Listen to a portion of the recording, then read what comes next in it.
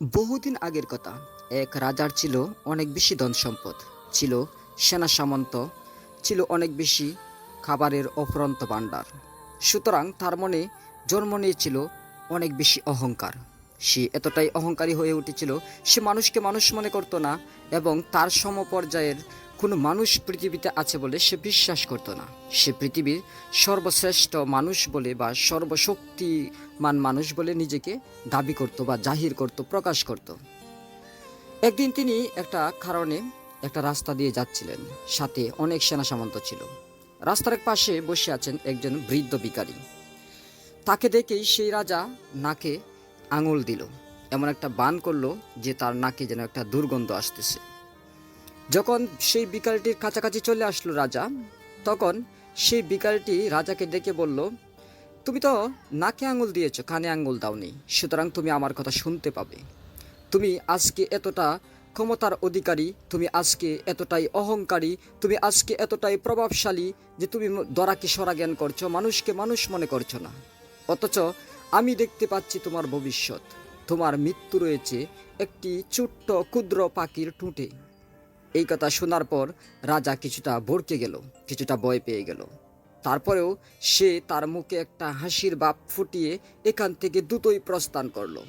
বাড়িতে যাবার পর তার প্রাসাদের আশেপাশে বিশাল সেনাবাহিনী দিয়ে ঘেরাও করে রাখলো এবং বলল, আমি যতদিন রাজত্ব করব, আমি যতদিন পৃথিবীতে বেঁচে থাকবো, ততদিন যেন আমার প্রাসাদের আশেপাশে কোনো পাখি না আসতে পারে। যদি ভুলক্রমেও একটা পাখি দেখতে পাও, সেটাকেই তাৎক্ষণিক হত্যা করে ফেলবে।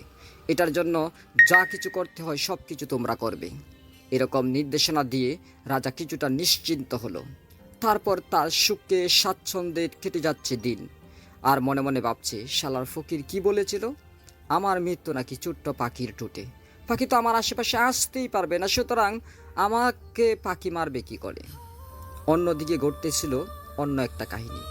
সেই দেশে এক ধরনের ফল ছিল যেটা সচরাচর পাওয়া যেত না, আর এই ফলটা ছিল রাজার অনেক প্রিয়। সেই সময়টা এই ফলের মৌসুম বা সিজন ছিল না, সুতরাং এটা বাজারে পাওয়া যেত না।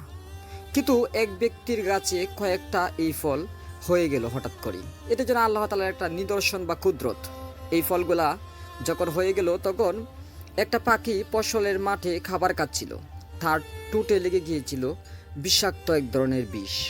সেই বিষ টুটে করে নিয়ে এসে সেই পাখিটি সেই ফলের উপর বসে ফলেতে ঠুকর দিল, কিছুটা অংশ খেয়ে ফেলল।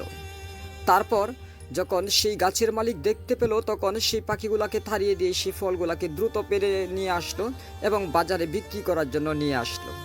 একজন ব্যবসায়ী যখন দেখলো এই ফল বাজারে এসেছে, সে মনে মনে ভাবলো, এটা যদি আমি নিয়ে যাই তাহলে রাজার কাছে অনেক চড়া দামে বিক্রি করতে পারবো।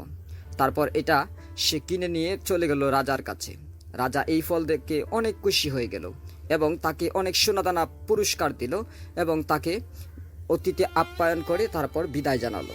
তারপর রাজা যখন এই ফল খেতে গেল, এই ফল খাওয়ার পর থেকেই তার শরীরে শুরু হয়ে গেল তীব্র যন্ত্রণা। তার ভিতরটা যেন জ্বলে যাচ্ছে, পুড়ে যাচ্ছে। তার ভিতরটা যেন হঠাৎ করেই এতটাই বেশি যন্ত্রণা দিচ্ছে যে এটা যেন পৃথিবীর সকল যন্ত্রণার চাইতে তীব্র যন্ত্রণা। এটা যেন প্রায় দুজকের আগুন শরীরের ভিতরে লাগিয়ে দিলে যেরকম যন্ত্রণা অনুভব হবে, ঠিক তেমন যন্ত্রণা। এরকম যন্ত্রণা নিয়ে রাজা কাতরাচ্ছে। তখন সে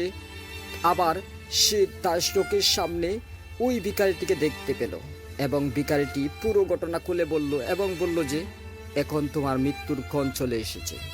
এখন তোমার অহংকার, এখন তোমার অর্থবীর্থ, এখন তোমার প্রভাব প্রতিপত্তি কোনো কিছু কাজে আসবে না। তুমি সারা দুনিয়া যদি আজরাইল আলাইহিস সালামকে দান করে দাও, তবুও সে তোমাকে রেহাই দিবে না। অথচ তুমি ক্ষমতার দম্ভে, ক্ষমতার অহংকারে এই জীবনে কত কিছুই করেছ। তখন রাজা বুঝতে পারলো যে সে জীবনে ক্ষমতার জন্য, অর্থবীর্যের জন্য অহংকারী হয়ে উঠে কতটা ভুল করেছে। যদিও সে অনুশোচনার আগুনে ভুগতে ভুগতে মারা গিয়েছে, আমরা জানি না আল্লাহ তাআলা তাকে ক্ষমা করবেন কিনা। তো ফ্রেন্ডস, আমার এই গল্প কাহিনী কেমন লেগেছে অবশ্যই কমেন্টস করে জানিয়ে দিতে ভুলবেন না। যদি সামান্য ভালো লেগে থাকে তাহলে ভিডিওতে একটি লাইক দিয়ে বন্ধুদের সাথে শেয়ার করবেন। আপনি যদি আমাদের নতুন শ্রোতা দর্শক হয়ে থাকেন তাহলে চ্যানেলটি সাবস্ক্রাইব করে বেল আইকন প্রেস করে রাখুন, তবে নিত্য নতুন ভিডিও সবার আগে পেয়ে যাবেন। সকলে ভালো থাকুন, সুস্থ থাকুন, কথা হবে নেক্সট টাইম। আজকের মতো বিদায়, আল্লাহ হাফেজ।